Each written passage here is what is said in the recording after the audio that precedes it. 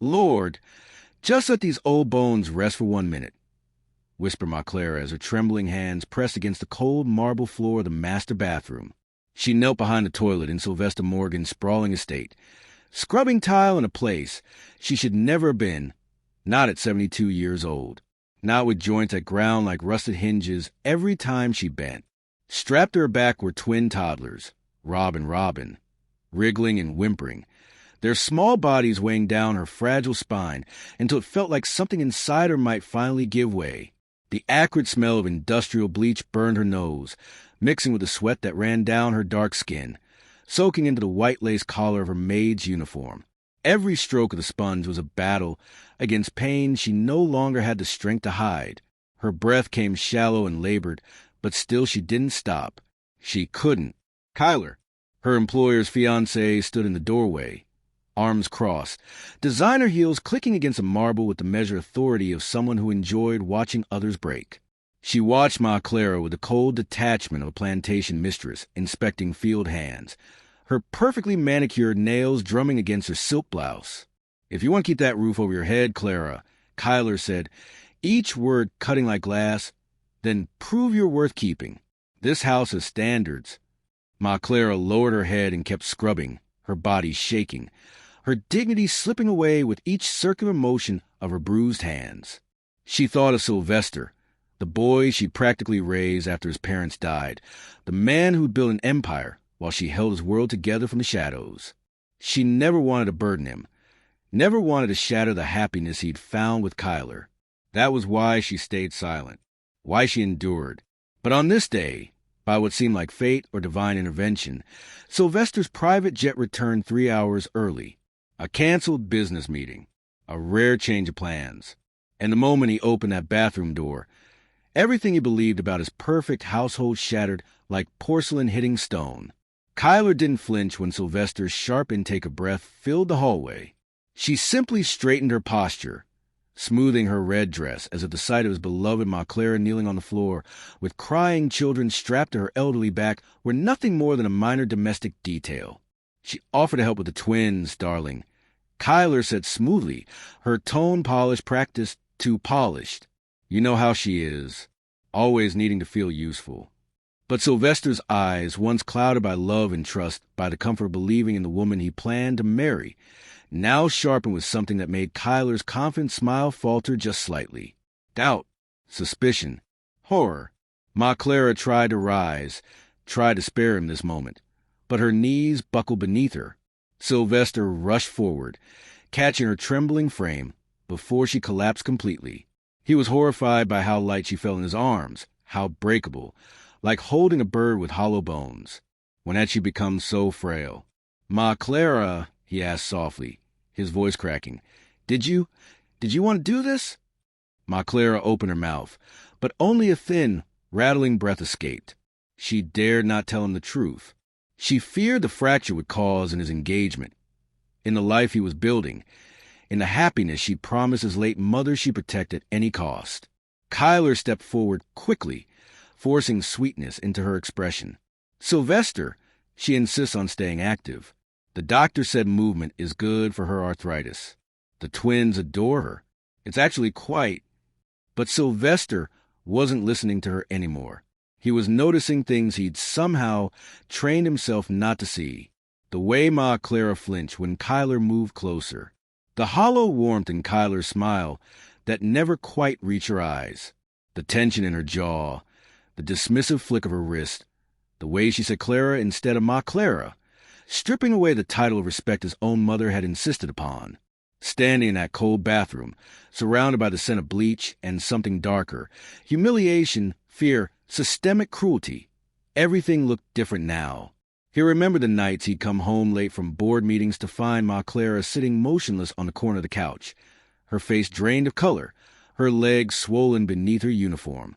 He remembered how she always said, "I'm fine, Master Sylvester. Don't you worry about old Clara." He remembered believing her, because believing her was easier than asking questions that might complicate his perfect life. But now he saw the truth written across her trembling shoulders, in the red marks the baby carrier straps had carved into her skin, in the way her hands shook not just from age but from exhaustion and fear. This wasn't help.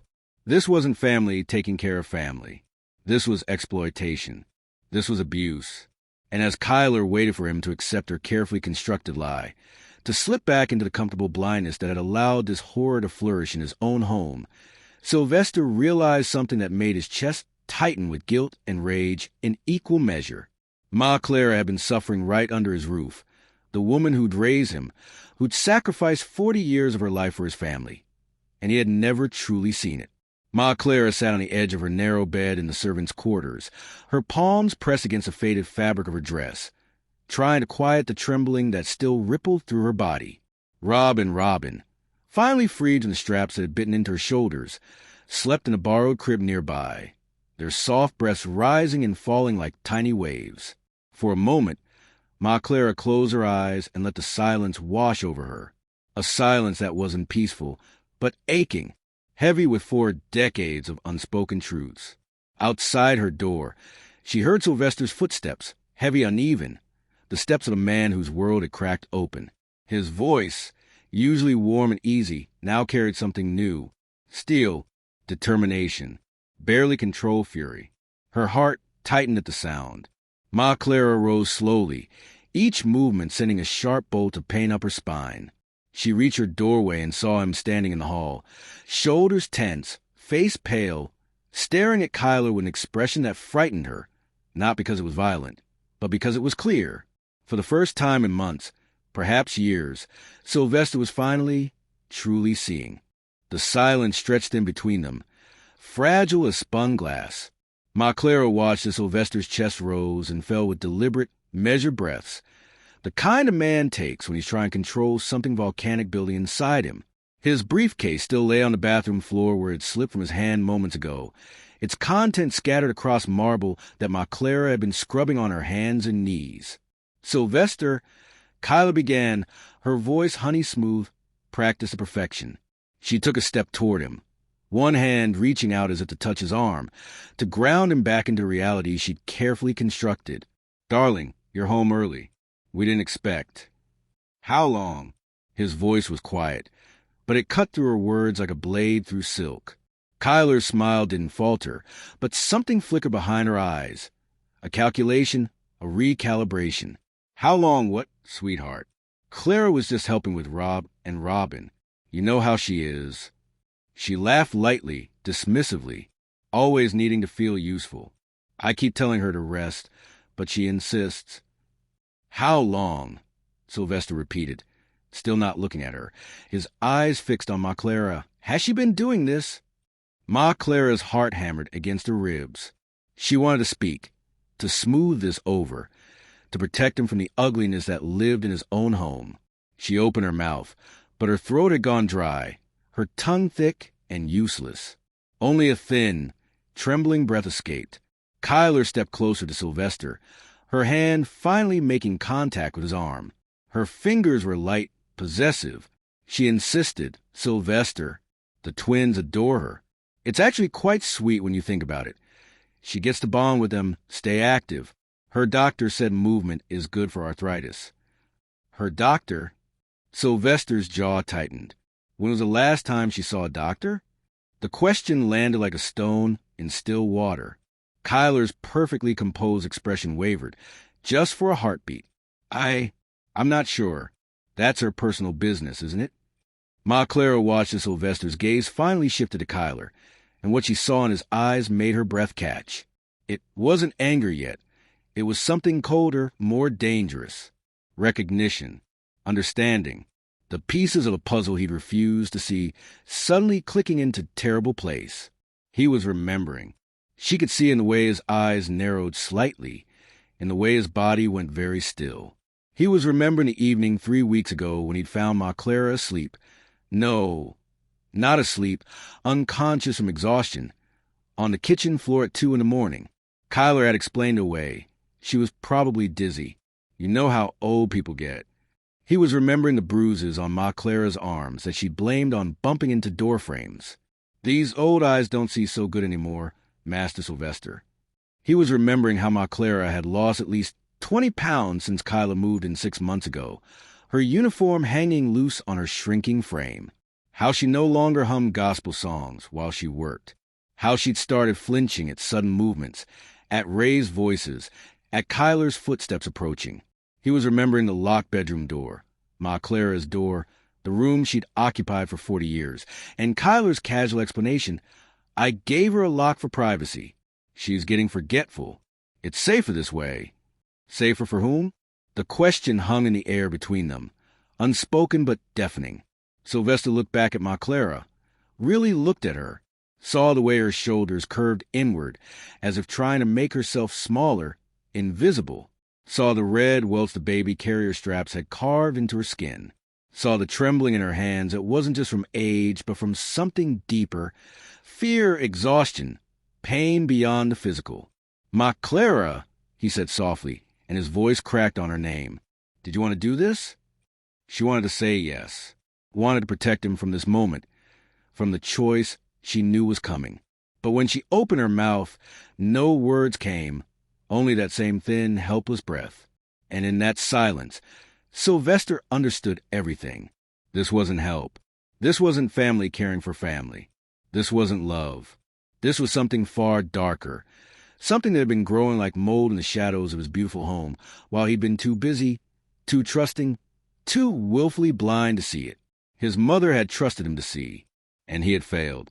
Sylvester guided Ma Clara down the narrow hallway toward the servants' quarters, his hand steady at her elbow, feeling every tremor that ran through her frail body.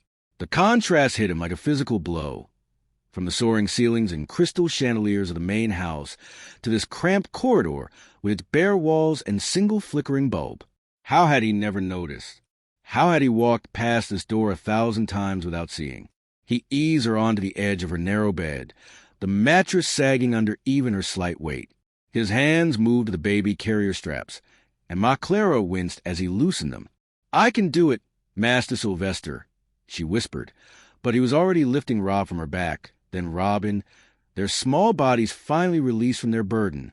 The instant they were free, their crying stopped, replaced by soft babbling. They'd been uncomfortable too, he realized, strapped to an elderly woman's aching spine, while she scrubbed floors. The sight of Ma Clara's shoulders made his stomach turn. Deep red welts carved into her dark skin, some fresh, others faded to purple.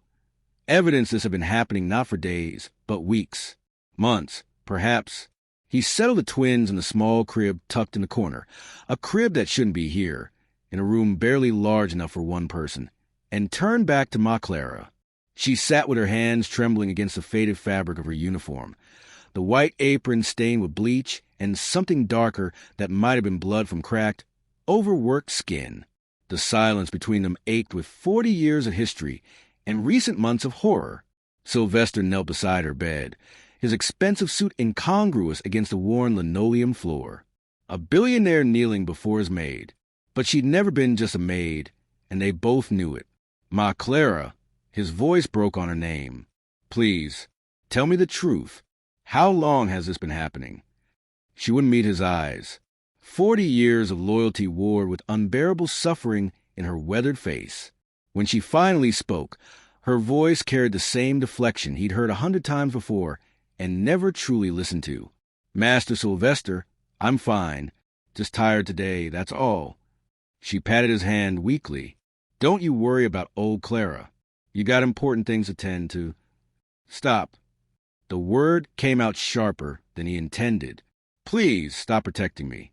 But even as she fell silent, his eyes were cataloging details he'd trained himself not to see. Prescription bottles on her makeshift nightstand, arthritis medication, pain relievers, all expired, labels faded. She couldn't afford refills. He'd never thought to ask. A heating pad folded neatly on a chair, its cord frayed from overuse. Photographs of his mother, Grace Morgan, smiling from simple frames. And a Bible, its leather cover worn smooth from desperate, pleading hands. His throat tightened as memory flooded in unbidden. 40 years ago, Ma Clara arriving at the Morgan estate, young and strong, her smile bright with hope. His mother, Grace, hiring her not as staff, but as family. "You're an answer to prayer, Clara. This house needs your light." 28 years ago, the car accident. His parents' funeral. 12-year-old Sylvester, shattered and hollow, not crying because boys weren't supposed to cry. Ma Clara finding him hidden in the garden, pulling him close, letting him sob into her shoulder. "I got you, baby. I got you. You ain't alone." She'd raised him, fed him, bandaged his scraped knees, stayed up through his nightmares, taught him his mother's recipes, told him stories about grace when the grief felt too heavy to carry. She'd been there for every birthday, every graduation, every triumph and failure, and he'd repaid her with blindness. From somewhere in the main house, Kyler's voice drifted through the walls, sharp and bright on her phone call. "Yes, the engagement party is still on schedule. Everything is absolutely perfect here. Just a small, domestic issue to handle. Nothing that can't be managed. Domestic issue." The words made Sylvester's jaw clench, so hard his teeth ached. That's what Ma Clara had become in Kyler's eyes. An issue, a problem to be managed, controlled, hidden away. Ma Clara's hand reached out, her rough fingers touching his. "Master Sylvester, listen to me now." Her voice carried the same gentle firmness she'd used when he was 12 and grieving. "You deserve happiness, child. You deserve love. Don't let this old woman ruin what you've built with Miss Kyler. I ain't worth." "Don't." His voice came out thick with emotion, barely controlled. "Don't you dare say you're not worth it." Her eyes finally met his, swimming with tears she refused to let fall. Sylvester's hands closed gently around hers, feeling the calluses, the swollen joints, the evidence of decades spent building his life while hers crumbled in the shadows. "You didn't ruin anything, Ma Clara," he said, his voice steady now with a terrible certainty. "But I think I'm about to." Sylvester found Kyler in the kitchen, surrounded by imported white roses and crystal vases, arranging flowers for the upcoming charity gala with the precision of someone who understood that appearances were everything. She held her phone between her shoulder and ear, her laugh bright and performative. "Absolutely, Senator Williams. Our foundation's commitment to social justice isn't just talk, it's action. We're providing resources to marginalized communities, creating real change." She adjusted a rose, her diamond engagement ring catching the light. "Supporting those without voices, that's what drives me. It's not about recognition, it's about responsibility." The irony hit Sylvester like a fist to the gut. He stood in the doorway, watching this woman he thought he knew, hearing her words in an entirely different context now. Marginalized communities, those without voices, like Ma Clara, suffering silently 3 hallways away. Kyler noticed him and brightened, ending the call with practiced grace. "I'll see you at the gala, Senator. We'll change the world together." She set the phone down and turned to Sylvester with a smile that belonged on magazine covers. "Darling, don't worry about earlier. You know how Clara is. She overdoes it sometimes. She's from a different generation. They find value in service. A different generation." Sylvester's voice was carefully controlled, each word measured. "She's 72 years old with severe arthritis, Kyler." Kyler waved a dismissive hand, returning to her flowers as if they were discussing something trivial, which is exactly why I give her light tasks. The twins barely weigh anything. She's being dramatic. You know how elderly people can be. They exaggerate for attention. His disbelief must have shown on his face because she paused, a rose stem halfway to the vase. "Light tasks." His voice dropped lower. She was on her knees scrubbing behind a toilet with 2 crying children strapped to her back. Her back, Kyler. At 72. Something flickered across Kyler's face, irritation breaking through her polished exterior like a crack in porcelain. "Well, what did you expect me to do, Sylvester? Hire more staff every time someone needs help? She lives here rent-free. In a mansion, I might add. She needs to contribute somehow." Contribute. The word landed like ice water in his veins. 40 years of service, of raising him, of holding his family together. And Kyler reduced it to a transactional arrangement where rent was paid in suffering. "When did this start?" he asked quietly. "When did you decide Ma Clara needed to contribute more?" Kyler's response came too quickly, too defensive. "I don't know. A few months?" She offered Sylvester. She came to me and said she wanted to help with the twins. You know how these people are. They don't feel comfortable unless they're working. It's cultural. These people. The phrase hung in the air between them like poison gas, invisible but suffocating. Sylvester felt something cold and sharp crystallize in his chest. These people, he repeated, his voice dangerously soft. You mean the woman who practically raised me? The woman my mother considered family. Kyler's eyes widened slightly as she realized her mistake. She set down the roses, turning to him with manufactured concern. I didn't mean it like that, and you know it. You're being oversensitive. This whole situation, you're twisting everything. She moved closer, reaching for his arm. This is about her dignity. Sylvester, giving her purpose. She was depressed, sitting around all day. I was trying to help her feel valuable. But her words were triggering memories he'd buried, conversations he dismissed as insignificant. 2 months ago, Kyla suggesting Ma Clara eat dinner in her room, instead of joining them. It's more comfortable for her, and honestly, my friends find it awkward. 3 months ago, why does she still live in the main house? Wouldn't she prefer her own space? Privacy? For months ago, your mother's maid is so outdated. My friends noticed these things, Sylvester. And then there was the dinner party. The one where Kyler's socialite friends made subtle jokes about old-fashioned service and living history, while Ma Clara served them wine with her head bowed. Kyler's tight smile not discomfort, but of something else. Pride? Dominance? He dismissed it as awkwardness, convinced himself everyone was just being polite. But now he saw it clearly. Calculated cruelty. Ma Clara on display not as family, but as proof of Kyler's power. I want to see Ma Clara's room, Sylvester said, his voice dropping to something that made Kyler take a step back. Now. Why? Her confidence faltered, replaced by something that looked like panic. Sylvester, you're overreacting. This is ridiculous. Now, Kyler. The command in his voice left no room for negotiation. He turned and walked toward the servants' quarters, not waiting to see if she'd follow. Behind him, he heard her heels clicking against the marble floor, faster than usual, the rhythm irregular, nervous. The sound of a woman who knew her carefully constructed world was beginning to collapse. The servants' quarters felt like entering a different world, one that existed in the margins of his mansion, invisible by design. Sylvester stepped into Ma Clara's room with Kyla behind him, and the contrast hit him with physical force. Where the main house boasted 12-foot ceilings and floor-to-ceiling windows, this room had barely 8 feet of headspace and a single narrow window that looked out onto the service alley. The space was smaller than his walk-in closet. A heating pad lay on the bed, its cord wrapped neatly despite the fraying. On the nightstand, over-the-counter pain medication, generic brands, bottles nearly empty. He knew, God, he knew, that his insurance could cover prescriptions, real medication that might actually help. Had anyone ever told her? Had anyone ever offered? Her maid's uniform hung on a hook by the door. Sylvester reached for it, the fabric thin and worn beneath his fingers. He held it up, and his breath caught. It was enormous on her now, 2 sizes too large, maybe 3. When had Ma Clara become so small? The weight loss hadn't happened overnight.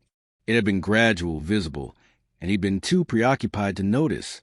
On her dresser sat a small wooden box, its surface worn smooth from years of handling. He opened it with trembling hands. Photographs spilled across his vision. His mother, Grace, young and radiant. Pictures of him as a child, gap-toothed and grinning. Ma Clara's arm around his shoulders. And letters, folded carefully, his mother's elegant handwriting visible on aged paper. He picked up one letter, the date catching his eye. 3 days before the accident. Dearest Clara, you are more than staff to us. You are family, sister of my heart. If anything happens to me, please watch over my Sylvester. Promise me you'll always tell him the truth, even when it's hard. He'll need your strength, your honesty, your love. You're the best of us. With all my heart, Grace. The promise she couldn't keep. Not because she didn't want to, but because he'd made it impossible. Because he'd been too blind, too comfortable, too willing to believe everything was fine. His hand moved beneath the pillow and found leather, a journal worn and soft. He pulled it out, the pages filled with Ma Clara's cramped handwriting. Decades of life compressed into this single book. "Sylvester, that's private," Kyler said sharply behind him. "You can't just—" He opened it anyway, his hands shaking. The early entries were love letters to a life spent in service that meant something. Taught Master Sylvester to tie his shoes today. Took him 47 tries, but he didn't give up. Grace would be so proud. First day of school. He cried, but only until I told him I'd be waiting right here when he got home. He got into Harvard. I'm so proud I could burst. Then he flipped to recent pages, and his vision blurred. Master Sylvester smiled at Miss Kyler today at breakfast. Really smiled, the kind that reaches his eyes. It was worth the pain. His happiness is all I have left to give. My knees won't bend right anymore. The twins get heavier every day. But I can't complain. I promised his mama I'd watch over him, even if it kills me. Miss Kyler says I'm too slow, that I embarrass her in front of her friends. Maybe she's right. Maybe I should have left when Mr. Sylvester got engaged. But where would I go? What would I do? This is the only home I've known for 40 years. Then he found a page that made his blood run cold. Dates and times, logged with the precision of someone documenting evidence. March 3rd, 2 p.m., denied lunch. Miss Kyler said I hadn't earned it. March 7th, 8 p.m., locked in room until morning. Miss Kyler said I needed to learn my place. March 15th, called useless, embarrassing, a burden in front of dinner guests. The entries went on, pages of them. She's exaggerating. Kyler's voice came from behind him, defensive and sharp. Old people do that. They dramatize everything for attention. You can't take that seriously. Sylvester turned to face her, the journal clutched in his hands, and the look on his face made her take a step back. "This is 40 years of service," he said, his voice shaking with barely controlled fury. 40 years of loyalty, of love, of raising me when my parents died. And you treated her like this? Kyler's carefully maintained mask cracked completely, irritation and contempt flooding through. "I treated her like what she is, Sylvester, the help. I'm sorry you have some sentimental attachment, but let's be clear. She's not your mother. She's not family. She's an employee who's been living off your charity for decades." The coldness in her voice was something he'd never heard directed at him before. It was the voice she used with people she considered beneath her, people who didn't matter. And hearing it now, he realized this was who she'd always been. He'd just never been on the receiving end. Movement at the door made them both turn. Ma Clara stood in the doorway, her eyes fixed on the journal in Sylvester's hands. Her face crumpled with shame. "Master Sylvester, please." Her voice came out small, broken. "Don't read that. It's just an old woman's ramblings. I didn't mean for anyone to—" "You've been protecting me," Sylvester said quietly, the devastating truth settling over him like lead, "while suffering, while being abused in your own home. And I never saw it." The journal trembled in his hands. 40 years of love documented in ink, ending in months of pain he'd been too blind to notice. They gathered in the living room like warriors choosing their positions before battle. Ma Clara sat in a straight-backed chair, her hands folded in her lap, still trying to make herself small. Sylvester stood beside her, one hand resting protectively on the chair's back. Kyler paced near the windows, her designer heels clicking against marble with increasing agitation. "Ma Clara," Sylvester said, his voice gentle but firm, "I need you to tell me everything. No more protecting me." Ma Clara shook her head. 40 years of conditioning impossible to break in a single moment. "Master Sylvester, it's not." "Sylvester, stop this." Kyler's voice cut through, dripping with false concern. "She's going to make me sound like a monster. This is between you and me, your fiancée. Don't let her manipulate you into destroying what we have." The word manipulate ignited something in Sylvester's chest. He turned to Kyler slowly, deliberately. "The only manipulation I see is what you've been doing to her. For months." Kyler's expression shifted, tears suddenly brimming in her eyes. "I was trying to help her, Sylvester. Can't you see that? She was depressed, sitting around all day with nothing to do. I thought giving her purpose, letting her help with the twins. Her voice broke perfectly. Practice emotion. I thought I was being kind. You locked me in my room, Miss Kyler. Ma Clara's voice was barely above a whisper, but it landed in the silence like a gunshot. Kyler's tears vanished. That's a lie. You took away my house key, Ma Clara continued, her voice trembling but growing stronger with each word. Said I might wander off and embarrass the family. Said it was for my own safety, but... Is this true? Sylvester's voice dropped to something dangerously quiet. Kyler's facade shattered like glass. The tears stopped, the concern evaporated, and what remained was something cold and sharp. Fine. Yes. You want the truth, Sylvester? Your beloved Ma Clara was becoming a liability. She stopped pacing, planted her feet, lifted her chin. Do you know what my friends said when they saw her shuffling around at our dinner parties? They laughed. They asked why we kept museum pieces on staff, why we let her embarrass us. Ma Clara flinched as if struck. Sylvester stepped between them, his body a barrier. But Kyler wasn't finished. The venom she'd been storing poured out now, unchecked.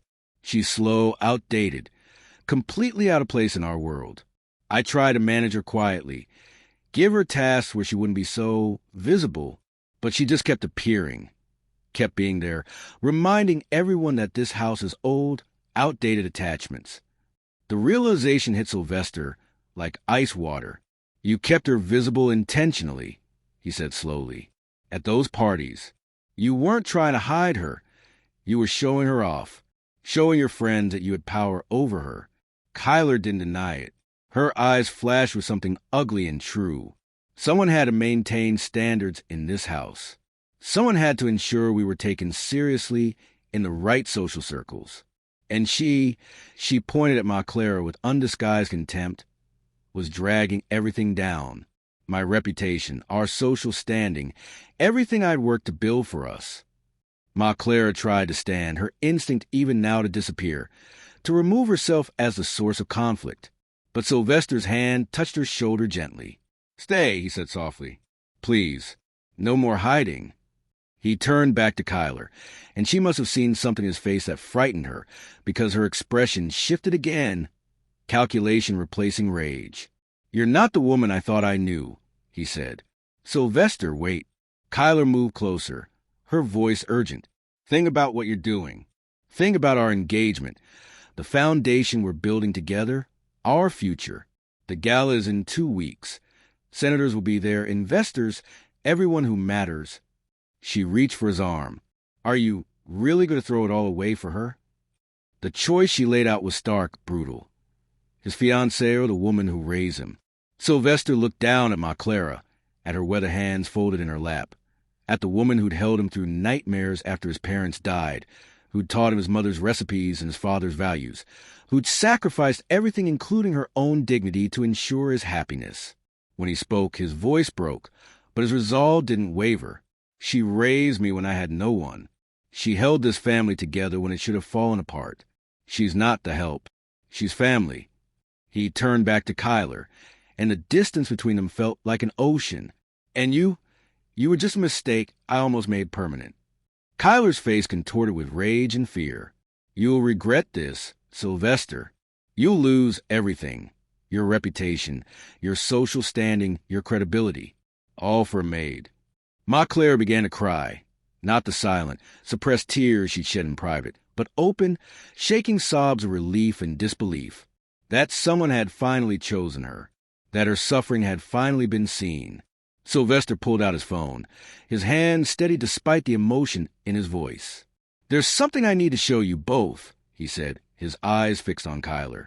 I haven't been as blind as you thought. Kyler, not for the last 3 weeks. Sylvester's fingers moved across his tablet screen with practiced precision. I've been documenting evidence for 3 weeks, he said quietly. Every moment I could capture. Kyler's face went slack with confusion, then shock.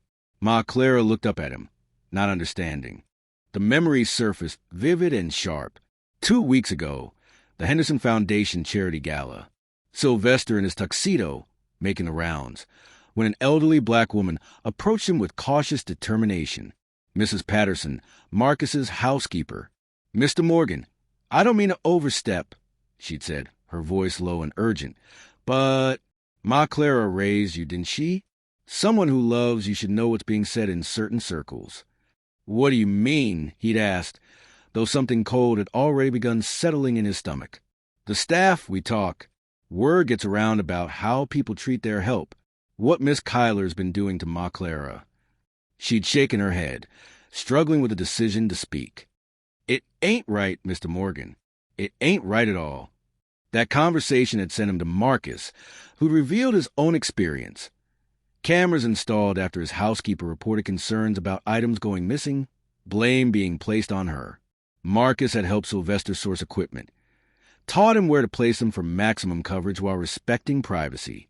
"I placed cameras in the common areas," Sylvester said now, his voice steady. "Hallways, kitchen, living room. Not bedrooms or bathrooms, nothing private, just the spaces where daily life happens."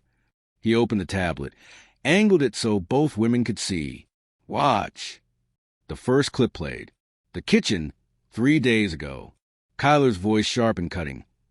"You're useless, Clara. Completely useless. I don't know why Sylvester keeps you around. Charity, I suppose. Or guilt." Ma Clara standing at the sink, shoulders hunched, silent. Ma Clara gasped softly. Cuyler's face had gone pale. The second clip, Cuyler walking behind Ma Clara in the hallway as she carried a basket of laundry. Cuyler's foot shooting out deliberately, tripping her. Ma Clara falling, laundry scattering. Cuyler's voice dripping false concern. "Clara, you need be more careful. This clumsiness is getting dangerous. Perhaps you're too old for these tasks." Third clip, the dinner party from 6 weeks ago. The camera angle showed Ma Clara serving wine to Cuyler's friends. One woman's voice, loud enough to be intentional. "It's like Downton Abbey, but less charming." Laughter around the table. Another voice. "Does she come to the house, or is she rented?" More laughter. Cuyler's face visible in the frame. Not uncomfortable, but amused, encouraging, her smile wide as she refilled her own glass. Ma Clara's hands covered her mouth, tears streaming down her face.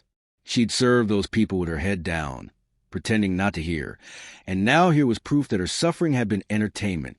The fourth clip made Sylvester's hands shake. Cuyler strapping the twins to Ma Clara's back, Ma Clara's voice pleading. "Miss Cuyler, please, my back can't."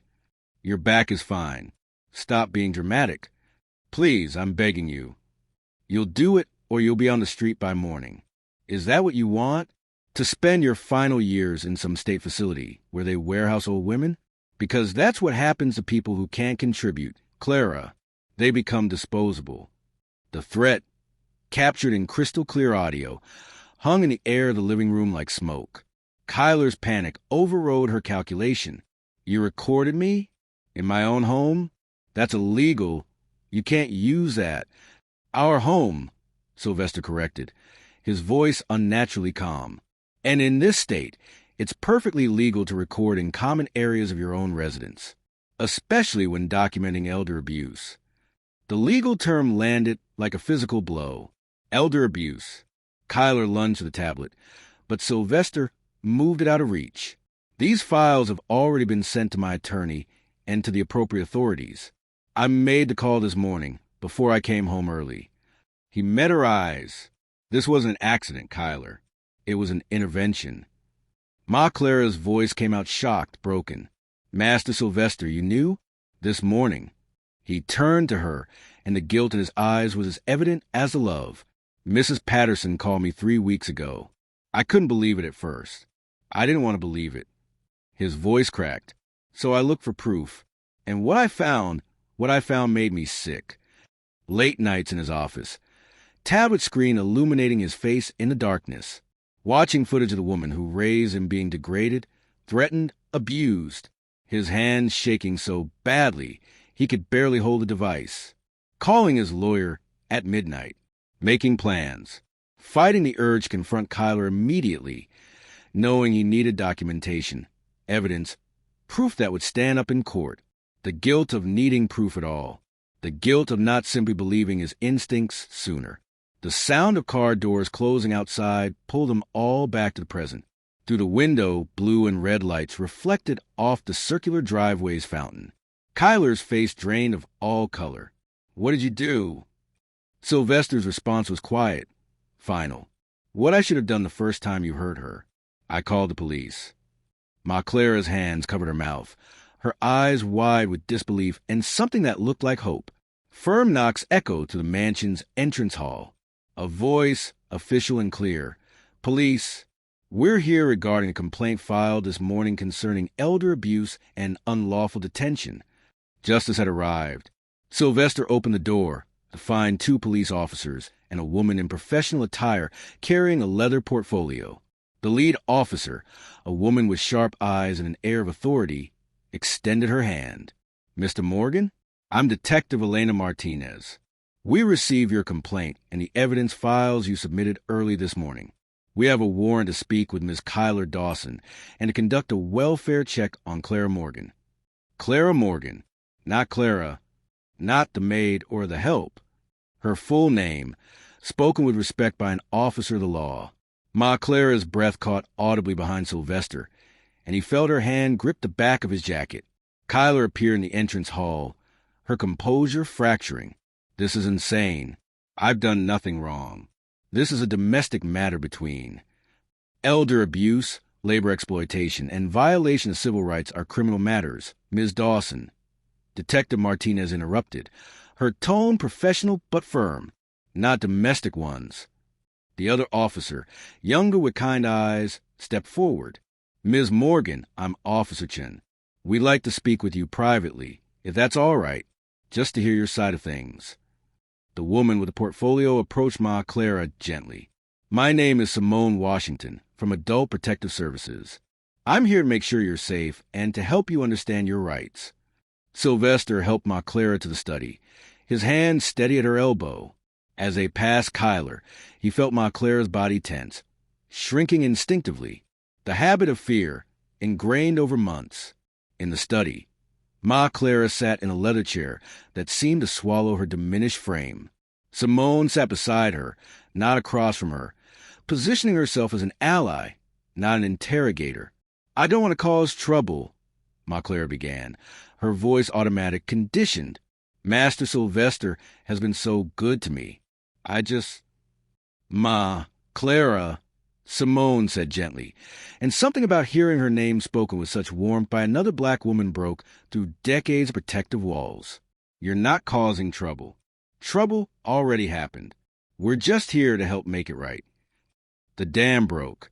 40 years of holding everything in, of swallowing pain and fear and humiliation. It all came pouring out.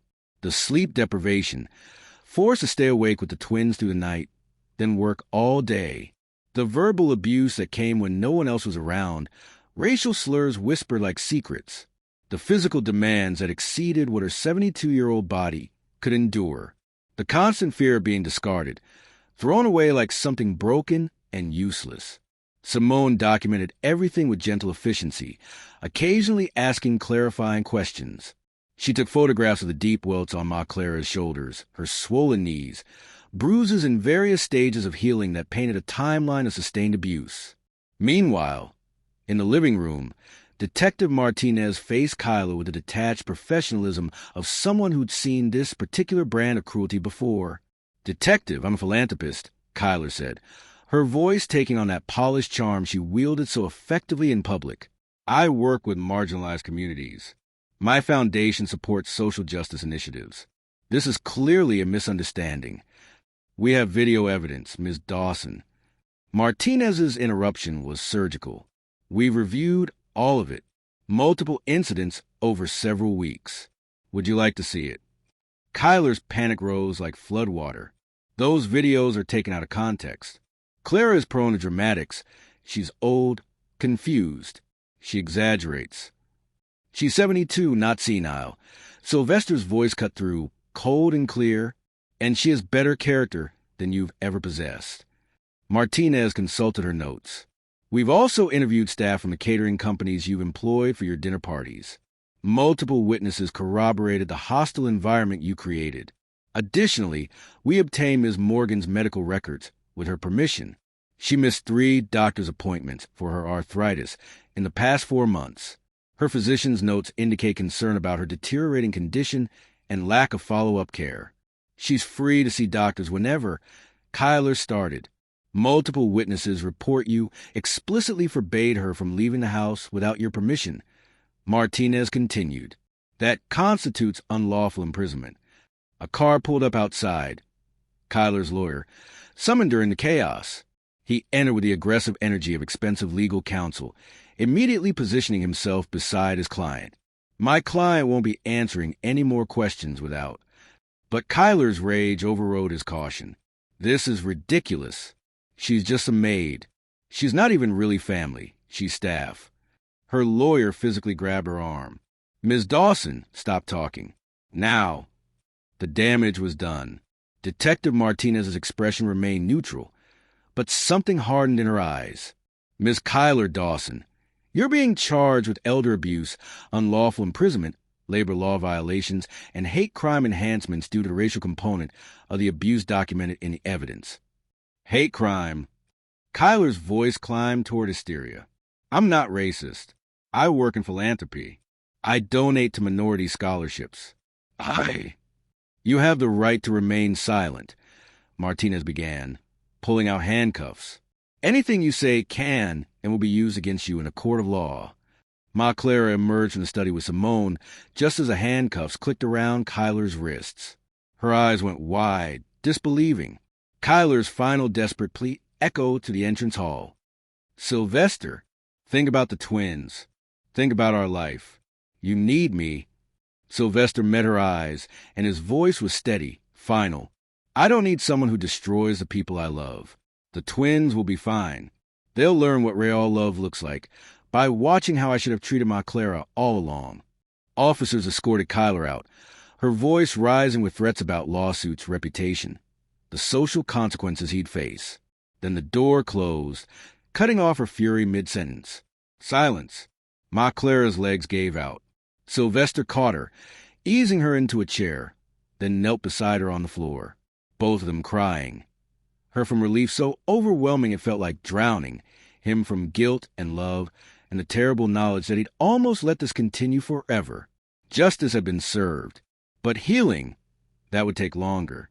3 weeks later, morning sun streamed through the mansion's windows with a warmth that felt different now.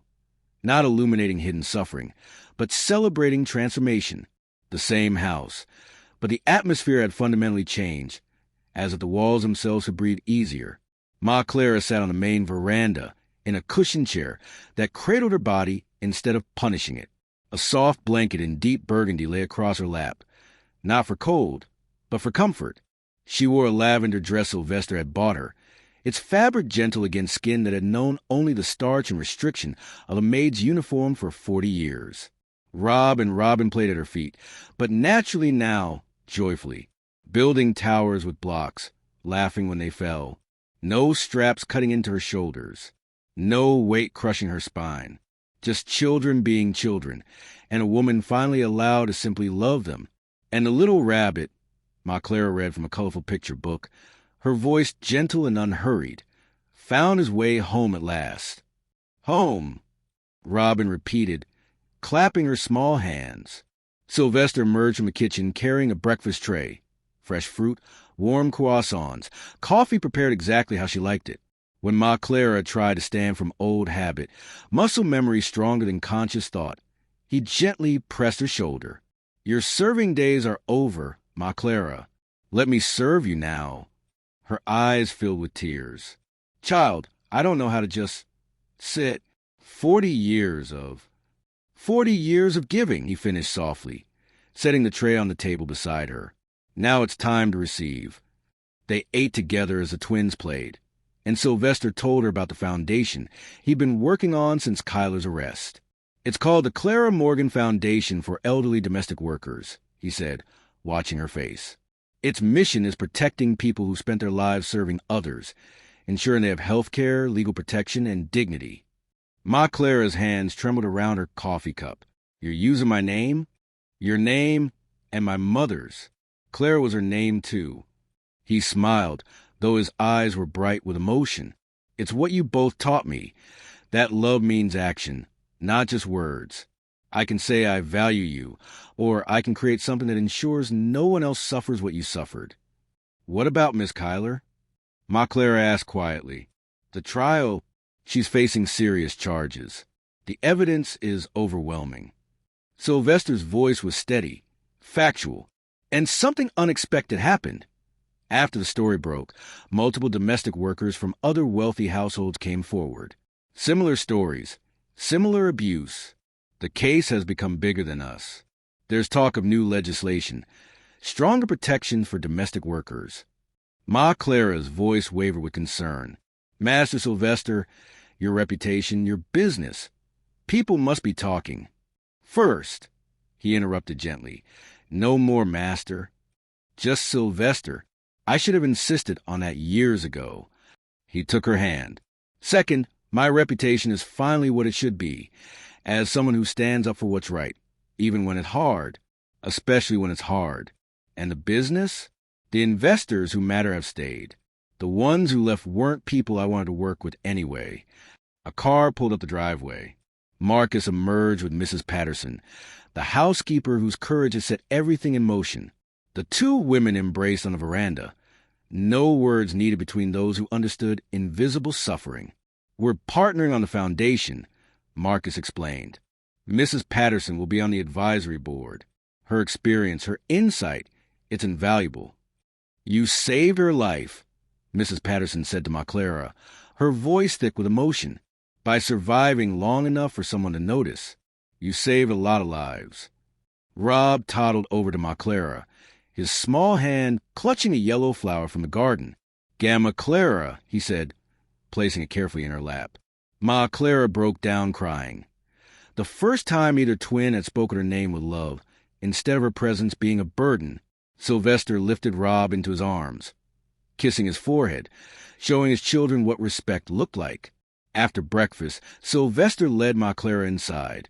"I want to show you something," he said, guiding her to the east wing, the part of the house with the best natural light, the garden views, the morning sun. He opened a door to reveal a suite that made her gasp. A proper bedroom with a 4-poster bed and soft linens. A sitting area with comfortable chairs and bookshelves. Medical equipment placed discreetly. A shower with rails. A bed that could be adjusted for comfort. Everything her aging body needed. And photographs on every surface. Pictures of Grace, of young Sylvester, of happier times. "You're not staff, Ma Clara. You never were. You're family." His voice broke. "I'm just sorry it took me so long to show it." Ma Clara touched the wall, as if ensuring it was real. "I thought silence was love," she whispered. "I thought protecting you meant swallowing my pain. But real love is truth, even when it hurts." Sylvester knelt beside her. This man she'd raised, this boy she'd held through nightmares. "You kept your promise to my mother. You watched over me, even when it cost you everything. Now, let me keep my promise. No one hurts you again, not while I'm breathing." That evening, as sunset painted the sky in shades of amber and rose, Ma Clara unpacked a few possessions in her new room. She found Grace's letter, the one written days before the accident, and read the promise she'd made. "I kept him safe, Grace," she whispered to the paper, to the memory of her friend. "And now he's keeping me safe too."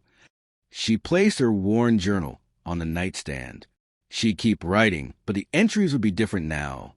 Not pain documented in secret, but healing celebrated openly, recovery observed, love finally, truly expressed. Ma Clara looked out at the sunset, feeling something she hadn't felt in 40 years, maybe longer. Sometimes the people who love us most suffer in silence, not because they're weak, but because their love is too strong. The real question is, will we see them before it's too late? If you were in Ma Clara's place, would you have stayed silent or spoken up? And if you were Sylvester, would you have seen the truth in time? Share your thoughts below. These conversations matter.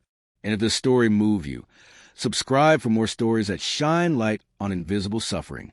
Sometimes one story is all it takes to open someone's eyes.